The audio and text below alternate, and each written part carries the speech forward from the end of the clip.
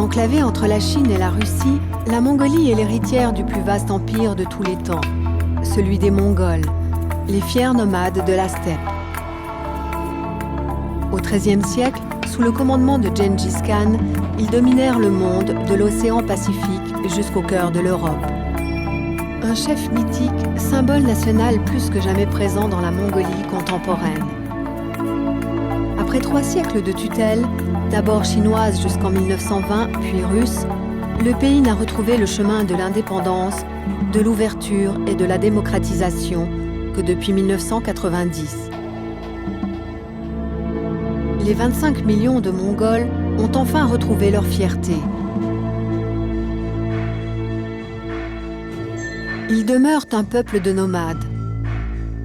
Malgré l'urbanisation, les traditions des grands espaces sont toujours vivaces.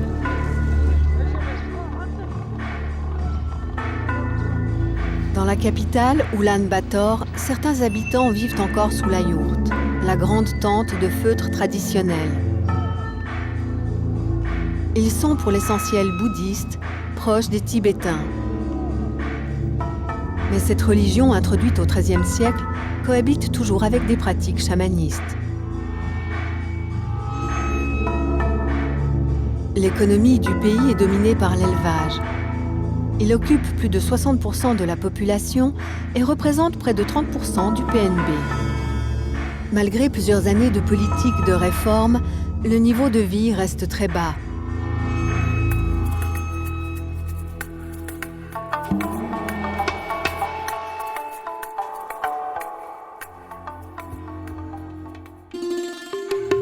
La Mongolie, c'est d'abord la steppe à perte de vue, celle des guerriers et des chevaux. Ces derniers sont près de 3 millions, soit plus d'un cheval par habitant.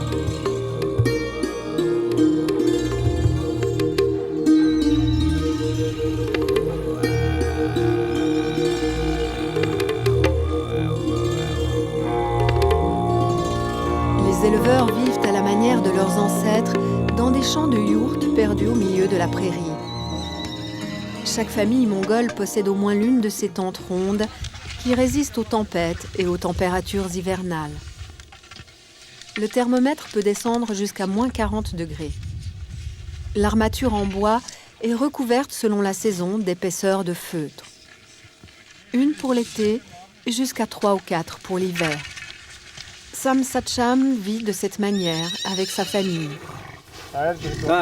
Notre vie tourne principalement autour des animaux. Je possède 150 chevaux et environ 350 chèvres et moutons. Mais le plus important sont bien sûr les chevaux.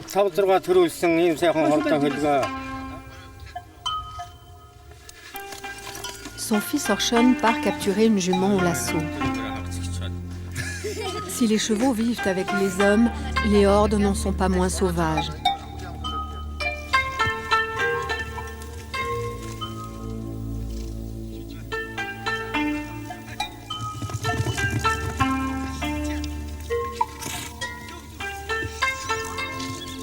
Un dicton prétend qu'un Mongol sans cheval est comme un oiseau sans ailes. Les jeunes Mongols savent à peine marcher qu'ils apprennent déjà à monter sur ces petits chevaux, les takis, extrêmement résistants.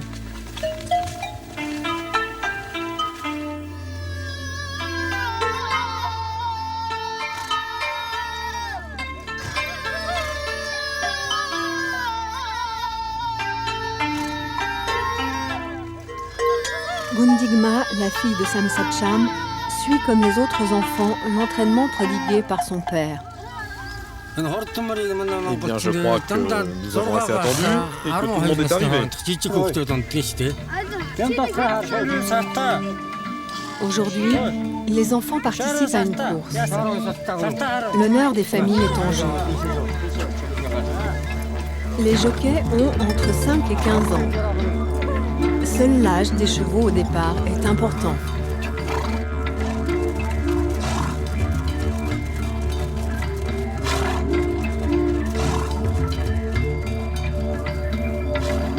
Au signal de départ, les cavaliers s'élancent.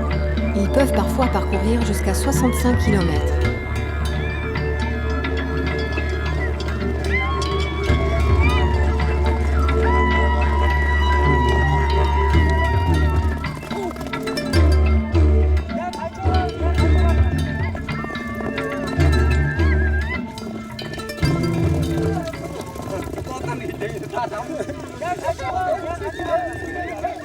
Sam Satcham est heureux. Sa fille a remporté la victoire.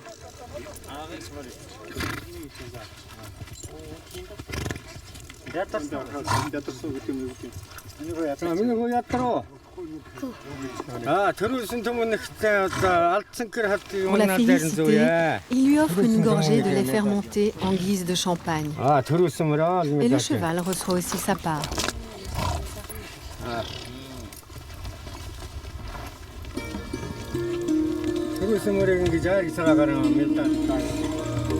Cet alcool, l'aérage, est l'un des nombreux produits que les nomades tirent des chevaux.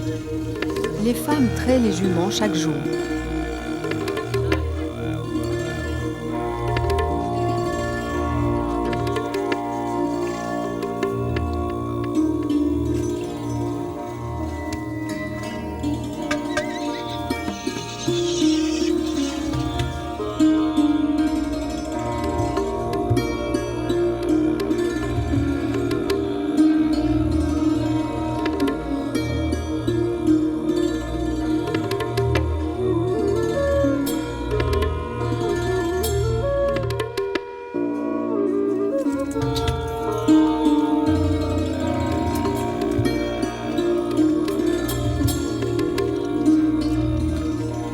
Le lait frais est battu pendant de longues heures pour le faire fermenter.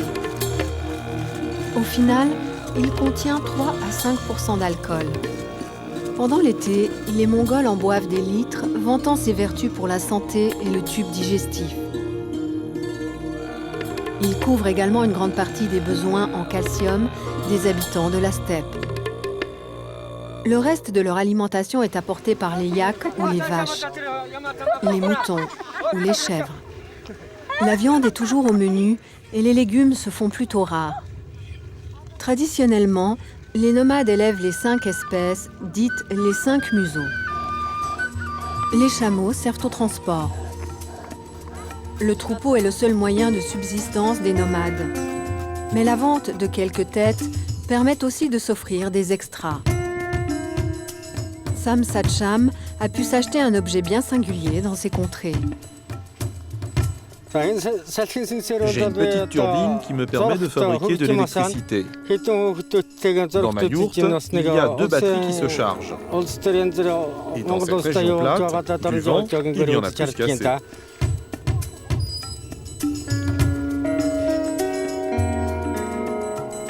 Tout cela sert à alimenter une parabole satellite et une télévision.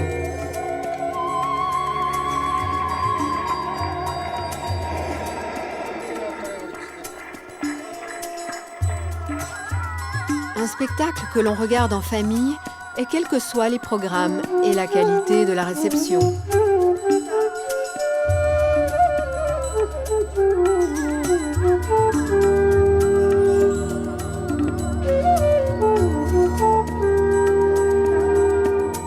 Les familles sont souvent rassemblées par groupes de 3 ou 4.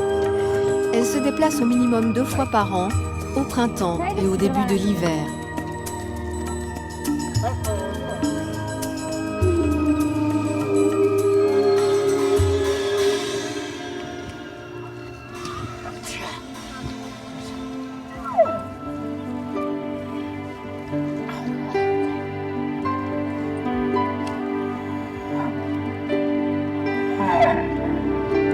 La caravane se met en route pour le prochain campement. Généralement, il se situe dans un rayon de 30 à 50 km. Mais parfois, il faut aller plus loin pour retrouver des pâturages satisfaisants.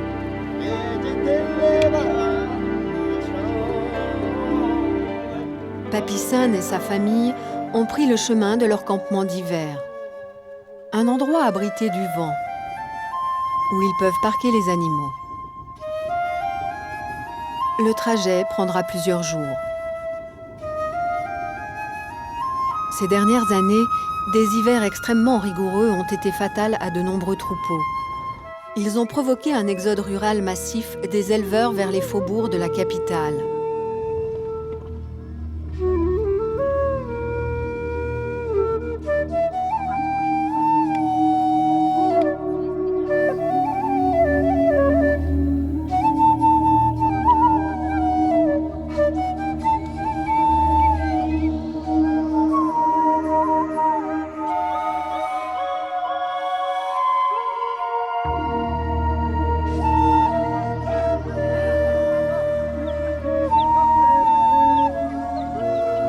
fin de journée, un camp est dressé pour la nuit. Les yourtes se montent et se démontent en un peu moins de 2 heures.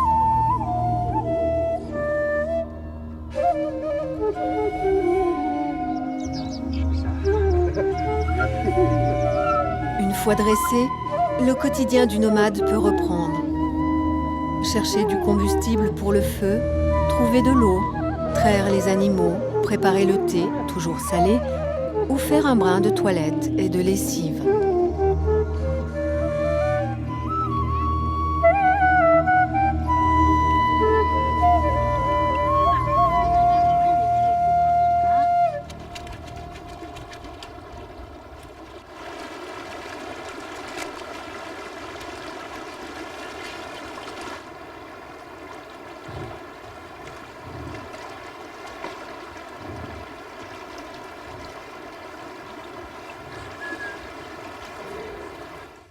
Pour le dîner, les femmes préparent la pâte pour cuire des galettes de pain. De leur côté, les hommes s'occupent d'abattre le bétail. Saucisses de boyaux de mouton, marmottes cuites ou viande de cheval font partie des mets les plus réputés. À la veillée, les hommes chantent. Des mélopées étranges aux sonorités uniques au monde. C'est le komi, le chant diaphonique traditionnel. Papy San est un expert. Notre chant est l'expression de notre environnement. Les faucons ont leur propre cri, mais aussi la terre, le ciel. Lorsque l'on dort à la belle étoile dans la steppe, on entend le grondement de la terre, le chant des oiseaux, celui des différents vents. Toutes ces sonorités sont réunies dans le chant qui sort de notre poitrine.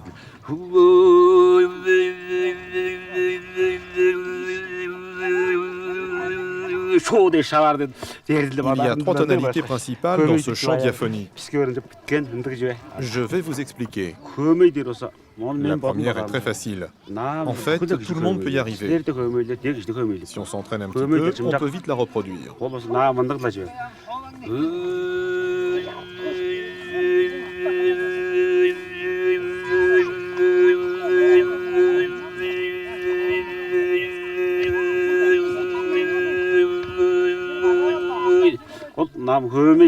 La deuxième est plus basse et déjà plus difficile. Pour apprendre cette note, il faut vraiment s'entraîner à faire travailler son larynx.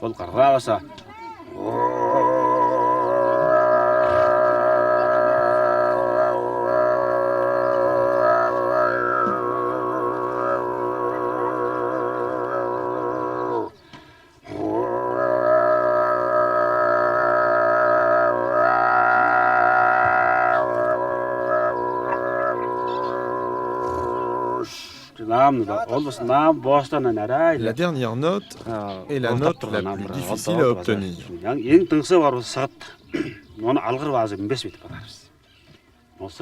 Comment pourrais-je vous expliquer? En fait, il faut crier fort.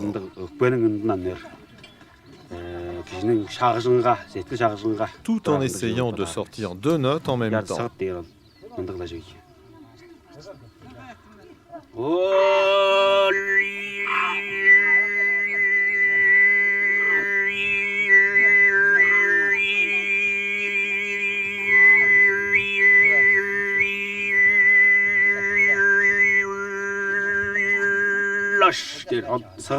Voilà.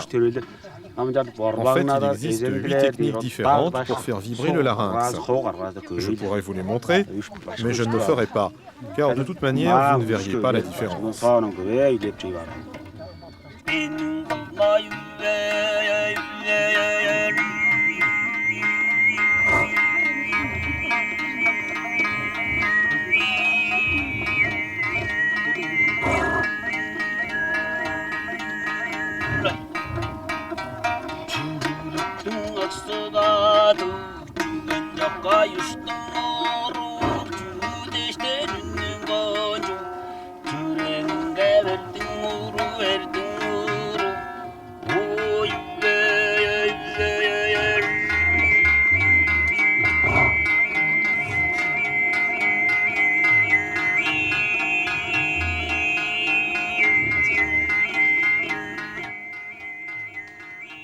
Pour accompagner ce chant, Les Mongols utilisent aussi une sorte de violon.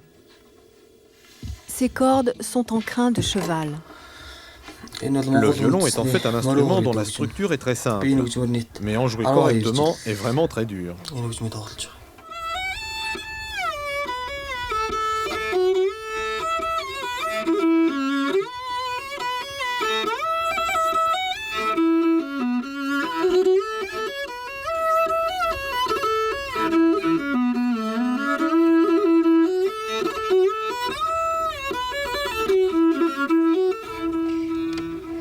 L'autre instrument traditionnel est la harpe.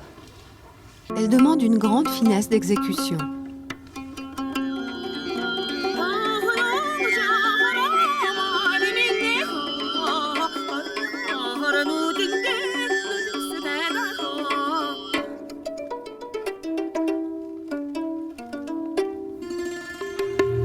Ce mode de vie nomade est le symbole de la culture mongole. Mais sous l'ère socialiste, il a été constamment dénigré. Alors depuis le changement de gouvernement, toutes les initiatives sont bonnes pour le remettre sur le devant de la scène. Heng Tevan dirige par exemple un hôtel-musée à la gloire du plus grand Khan. Le nom de Gengis Khan ne pouvait même pas être prononcé du temps du socialisme. C'est seulement depuis la démocratisation de ces dernières années que l'on peut à nouveau parler de notre propre histoire et donc de Gengis Khan. Je m'intéresse à cette époque depuis que je suis enfant. À la fin de mes études, j'avais un grand rêve.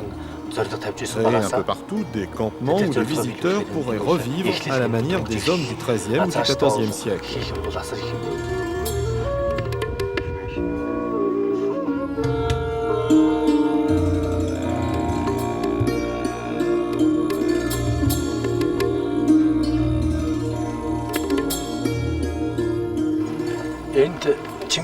J'ai rassemblé beaucoup de vieux objets historiques pour que le camp ressemble au maximum à celui de l'époque. Certains ont même servi comme accessoire pour un film sur Gengis Khan. Il y a un petit musée dans lequel j'ai mis les plus précieux. À travers eux, les visiteurs peuvent découvrir comment vivaient les Mongols, comment ils se battaient. Regardez ce casque par exemple. Sa forme correspond à celle d'une yourte.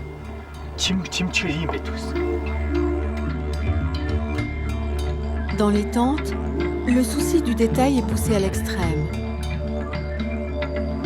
avec toutefois une touche de confort moderne.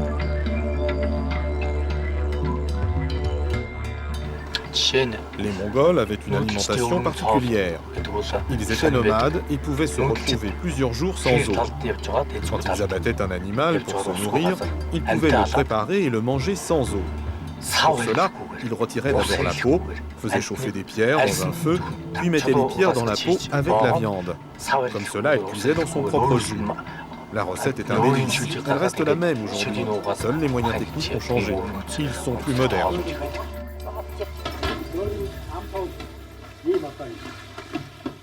Le chef de l'hôtel Zeren Putzag prépare tous les plats de manière traditionnelle. Le bots est un plat qui date du XIIIe, XIVe siècle. C'est une véritable spécialité mongole. Il était très apprécié par les anciens. On le préparait surtout dans les grandes occasions. La pâte, pour faire le bots, ne doit pas être trop molle. On la découpe d'abord en petits morceaux, on l'étale, puis on la farcit avec de la viande. On peut utiliser toutes sortes de viande. Il faut juste la hacher et y incorporer du sel, du poivre, de l'ail, des oignons et des épices.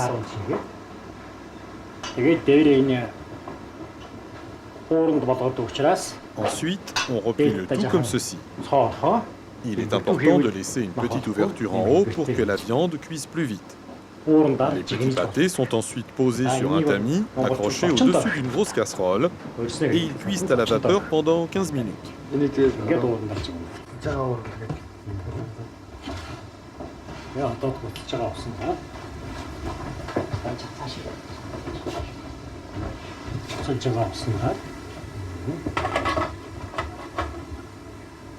Seule concession à la modernité dans la recette, l'accompagnement.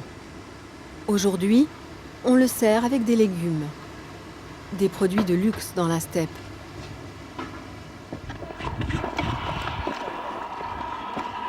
Ce regain d'enthousiasme pour la culture traditionnelle se retrouve également dans le succès que rencontre chaque année le Naadam, la plus grande fête du pays.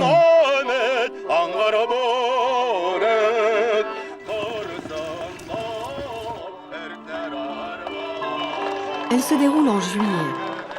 Son nom complet, Erin Gurvan Naadam, ce qui signifie les 3 jeux des hommes. La lutte, le tir à l'arc et la course de chevaux.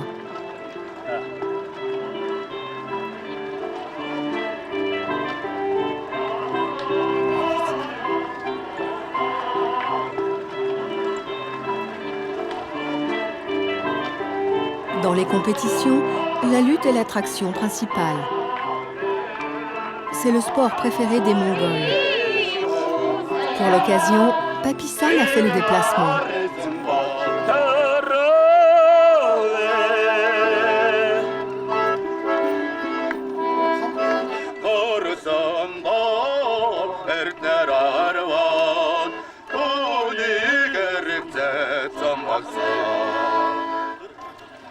Il n'y a pas de catégorie de poids et les lutteurs peuvent choisir leur adversaire.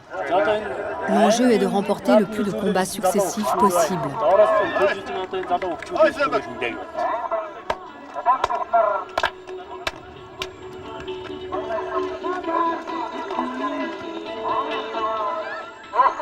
Ceux qui remportent 5 rounds sont appelés Nashin, les faucons. Les vainqueurs de 7 tours, des ânes, des éléphants. Pour être lion, Arslan, il faut gagner 9 combats. Et pour devenir géant, à Varga, il faudra remporter l'ensemble de la compétition 2 fois.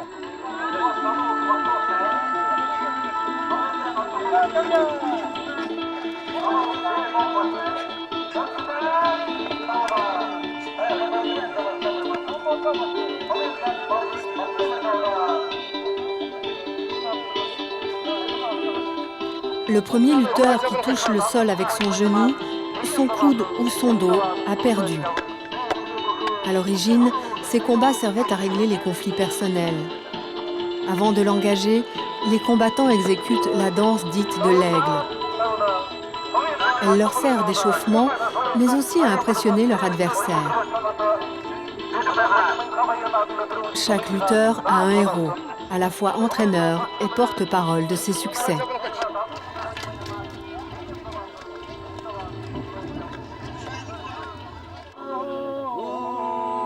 Les Mongols apprécient particulièrement les jeux. L'occupation favorite des hommes est le Shahara Arvash, un dérivé des osselets.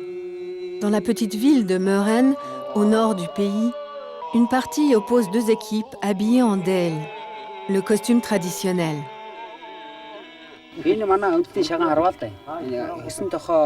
Notre jeu national se joue sur 9 aunes et avec 31 osselets utilisés comme projectiles. Chaque équipe a 4 joueurs, dont 2 qui sont chargés du tir. Chacun joue à tour de rôle. L'équipe adverse tente pendant ce temps de déconcentrer l'adversaire avec des chants. Les règles restent obscures pour un non-initié et l'origine du jeu tout aussi mystérieuse.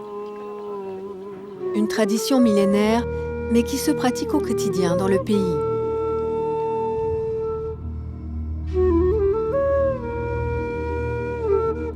Les osselets sont en bois de serre et projetés à l'aide d'une petite rampe de lancement en bois.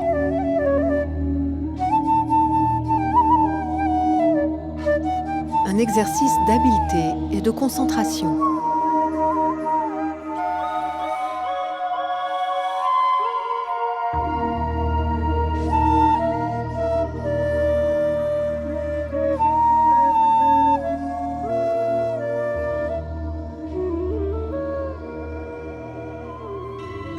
Une autre tradition millénaire en Mongolie, l'art de la contorsion.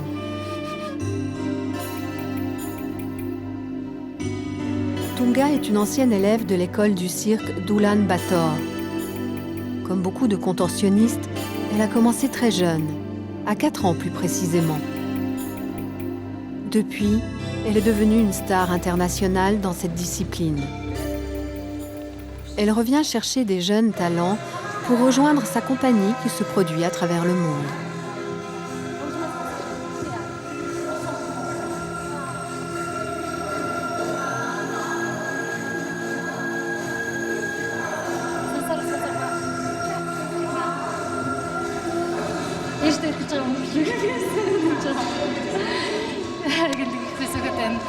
En fait, j'essaie de leur montrer comment un sentiment peut venir de l'intérieur, à écouter la musique et à comprendre comment, en tant qu'artiste, elles peuvent créer le contact avec le public.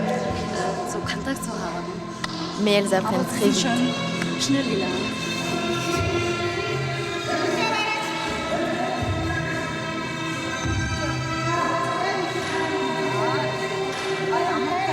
Autrefois, cet art était réservé aux moines bouddhistes et fortement lié aux cérémonies religieuses. Il nécessite 2 à 3 heures d'entraînement quotidien et une discipline de fer pour pouvoir prétendre un jour se produire dans les plus grands cirques.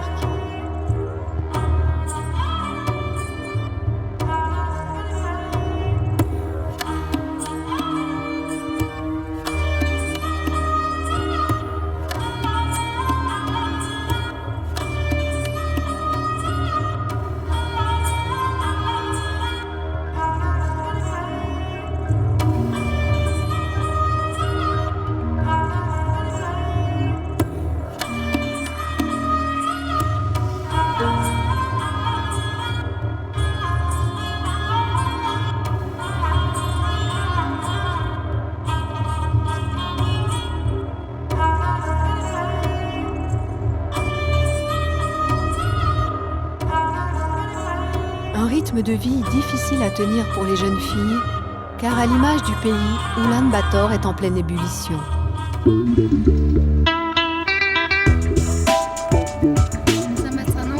J'ai grandi ici, à Oulan-Bator.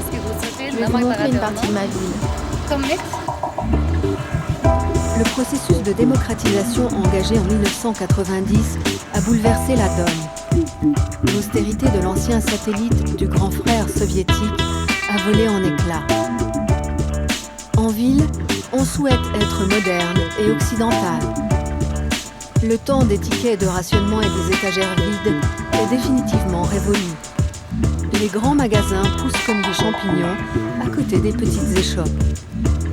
Mais la situation de nombreuses familles reste difficile. L'économie n'a jamais vraiment décollé. La Mongolie a peu de ressources et une industrie encore embryonnaire et chaotique. Pour ne rien arranger, à la suite des hivers rigoureux, l'exode rural s'est accéléré à la fin des années 1990, jetant dans les rues de la capitale des nomades démunis. Oulan-Bator abrite désormais près d'un quart de la population du pays.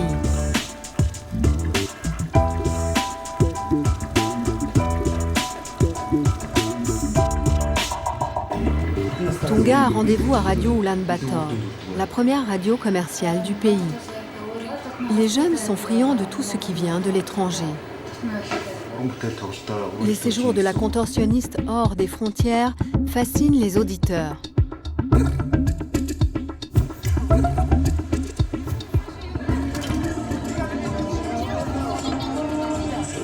La vie nocturne dans la capitale a elle aussi bien changé.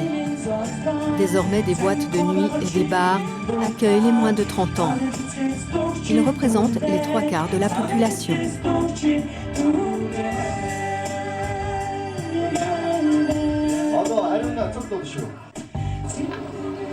Mais outre ces aspects consuméristes, un autre des changements majeurs depuis la nouvelle constitution de 1992 est la possibilité pour les Mongols de pratiquer à nouveau leur religion, le bouddhisme.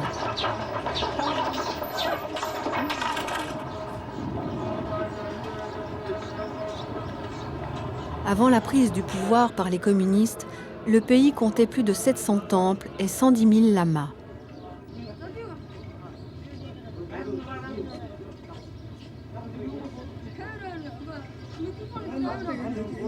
Le vieux lama Sereiter est un rescapé. Il est entré enfant au monastère Gandan, à Ulaanbaatar. Il a vécu l'éradication systématique de la religion au début du XXe siècle. L'oppression contre le bouddhisme a commencé en 1921 avec la Révolution populaire. Un an plus tard, elle concernait toute la Mongolie. À partir de 1936, presque tous les temples ont été détruits. De nombreux moines furent condamnés ou exécutés.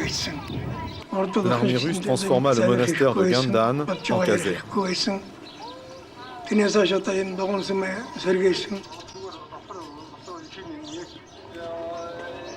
Sereiter échappa à la répression et devint mécanicien. Depuis le retour à la liberté religieuse en 1990, le pays connaît un grand retour de la foi. Les monastères n'étaient pas seulement des lieux de prière, mais aussi des centres culturels et éducatifs. À la fin du XIXe siècle, en Mongolie, près de la moitié de la population masculine étudiait les enseignements de Bouddha dans la tradition tibétaine. Aujourd'hui, les grands centres religieux tentent de revivre ou sont déjà en rénovation.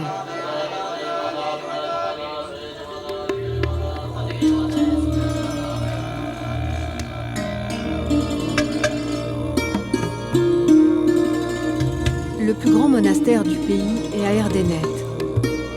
Il fut construit au XVIe siècle par le prince Abatay Khan aux portes de Karakoum. Il se composait à l'époque de 108 stupas et plus de 60 temples. Il abritait près de 10 000 moines.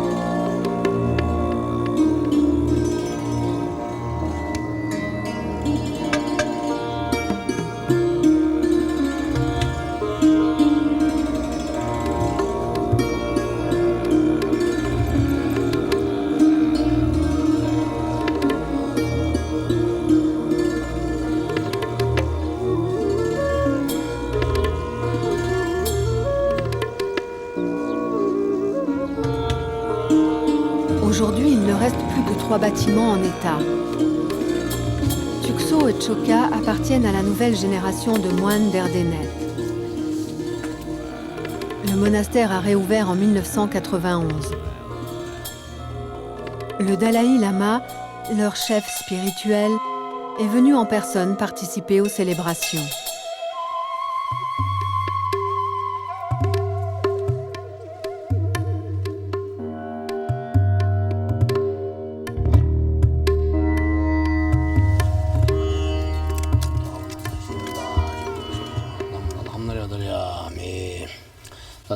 Je suis fier de pouvoir vivre à Erdenet. C'était mon rêve de consacrer ma vie à la reconstruction du monastère. Pour moi, cet endroit est celui de l'illumination.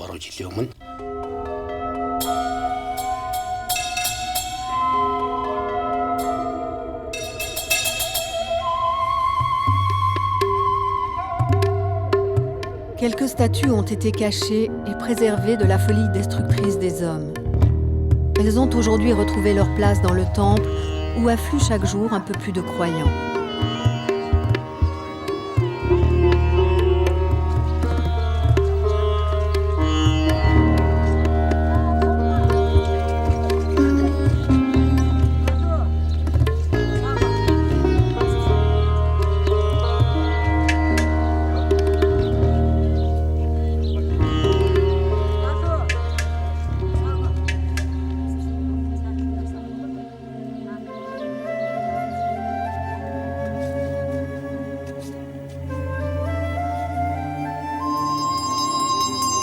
En attendant que les bâtiments soient reconstruits, les moines ont procédé à des aménagements temporaires.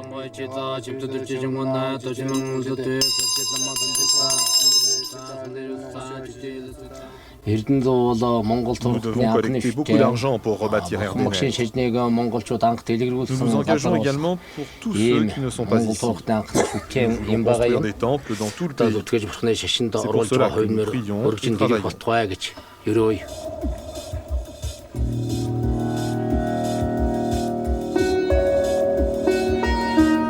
Le renouveau religieux gagne progressivement tout le pays. À 200 km de là, au milieu du désert de Gobi, Bolbâtar est lama depuis maintenant 10 ans. En compagnie d'un autre moine, il fait les courses quotidiennes pour l'ensemble de la communauté.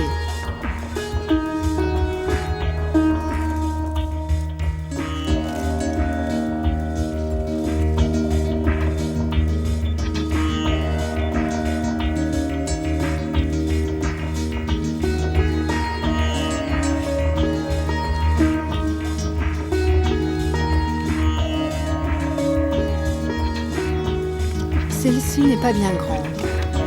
Une poignée d'hommes qui vivent pour le moment sous la yourte.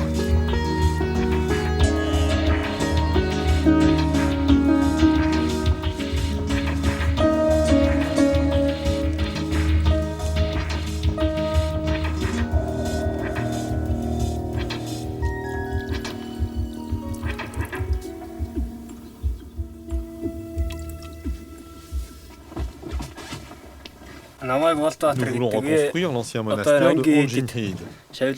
Cela fait 5 ans que je suis avec notre grand maître lama Zarambanera, qui connaît ce monastère depuis son enfance. Nous suivons ses conseils avisés.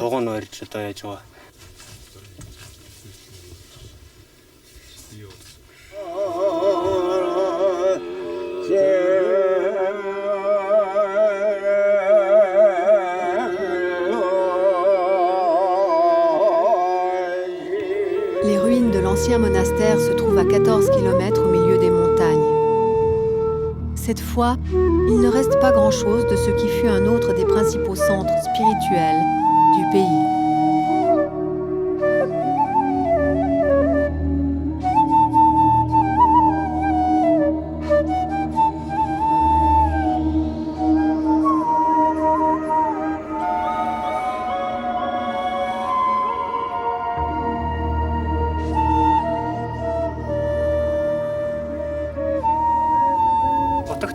Notre maître Zarambanera a survécu lorsqu'il était enfant au massacre des moines. Une chance que peu d'autres ont eu. Une centaine d'entre eux a été massacrée.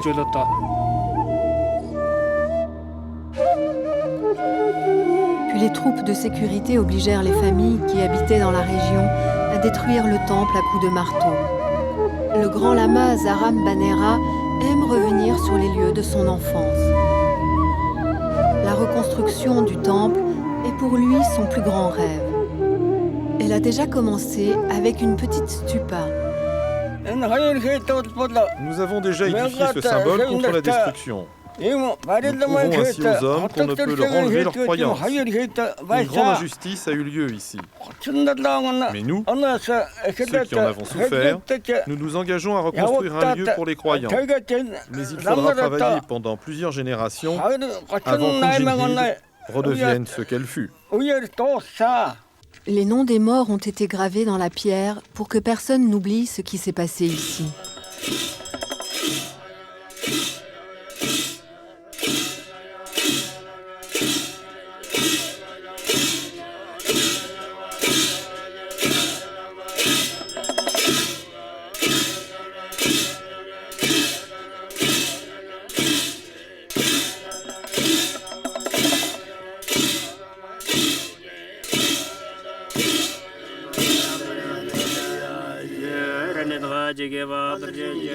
Depuis la chute du communisme, un espoir s'est levé dans tout le pays. Mais les difficultés n'ont pas été pour autant gommées dans les campagnes. Jadma est mécanicien et comme beaucoup de ses compatriotes, il doit survivre avec des bouts de ficelle.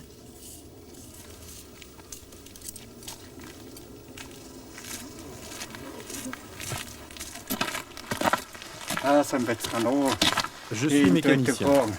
J'ai beaucoup de travail parce que je suis le seul à faire cela dans la région. Suivez-moi, s'il vous plaît.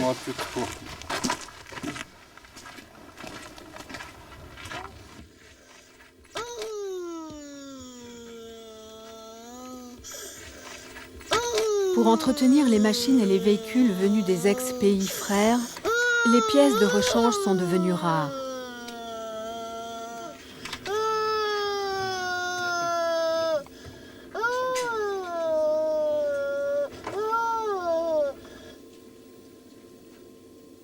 Jadma est un homme très demandé. Il dispose d'un tour avec lequel il peut fabriquer les pièces manquantes. La machine n'est pas de toute première jeunesse, il n'y a pas d'électricité dans l'atelier, mais ça fonctionne.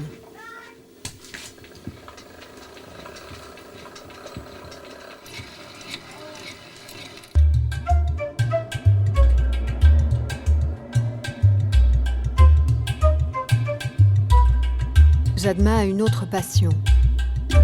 Retrouver les trésors, et notamment ceux des monastères, éparpillés par les années de terreur. Il consacre tout son temps libre à cette activité.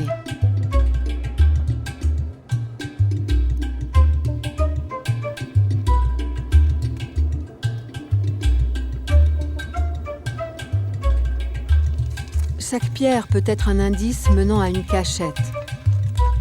Les moines fuyant les troupes du gouvernement laissaient souvent une piste pour retrouver un jour leur trésor.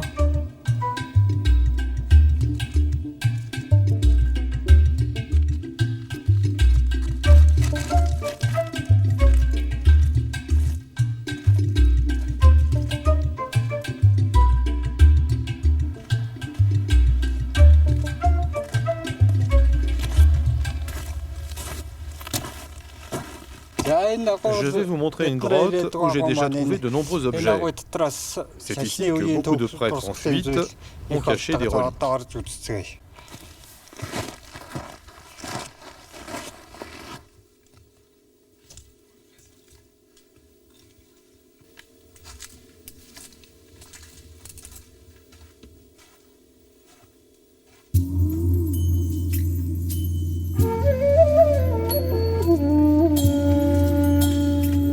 Jadma a découvert cette grotte il y a plusieurs mois, mais il n'a toujours pas terminé son exploration complète.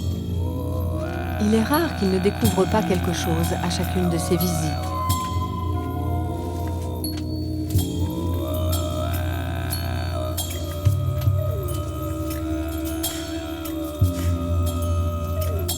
Cette fois, cela ressemble à un morceau de statue qui représente le dieu de la protection. Après avoir mieux nettoyé sa trouvaille, le doute subsiste sur son origine.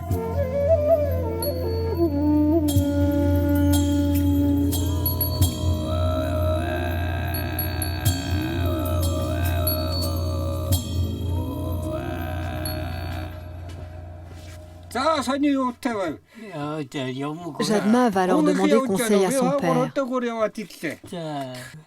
L'homme a vécu dans le pays avant l'arrivée des Russes. Peut-être que l'objet lui rappellera quelque chose.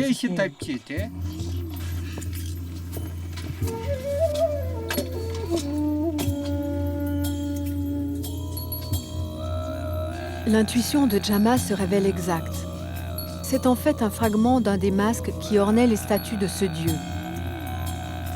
La pièce va rejoindre le reste de sa collection. À Dalan Zagad, presque à la frontière avec la Chine, un autre homme fouille le sol à la recherche de vestiges du passé mongol. Mais des vestiges beaucoup plus lointains, ceux-là.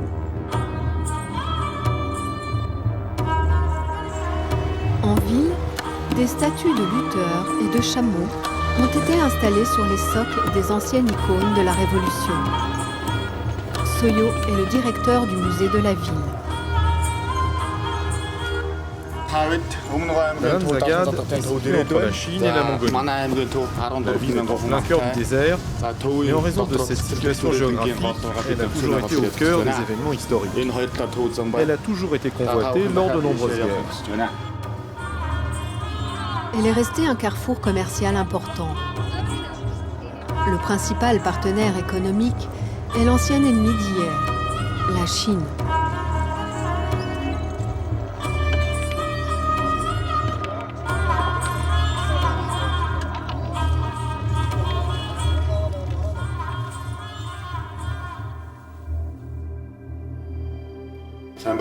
Je consacre tout mon temps libre aux fouilles. Nous avons découvert et déterré des dinosaures dans la région. C'est ici, dans ce musée de Dalan Zagad, que se trouve ma plus grande découverte. Ce squelette a été trouvé à environ 90 km de Dalan Zagad.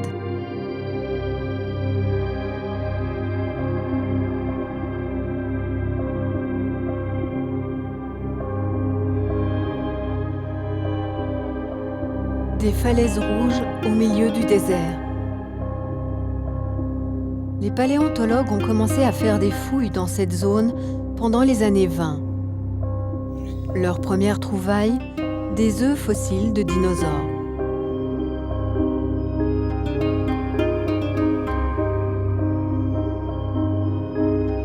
Le site en recèle plusieurs dizaines, comme celui-ci.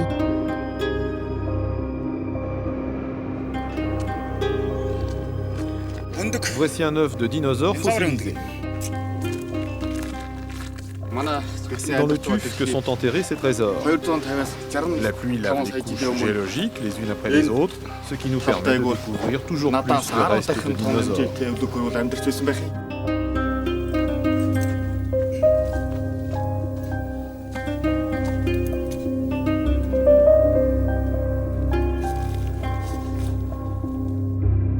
Au milieu de ces rochers, les fossiles affleurent un peu partout. Une mine qui a de quoi rendre fous les chercheurs. Pour protéger ce patrimoine, le gouvernement mongol a été contraint d'interdire, sauf autorisation spéciale, les fouilles et le commerce de fossiles.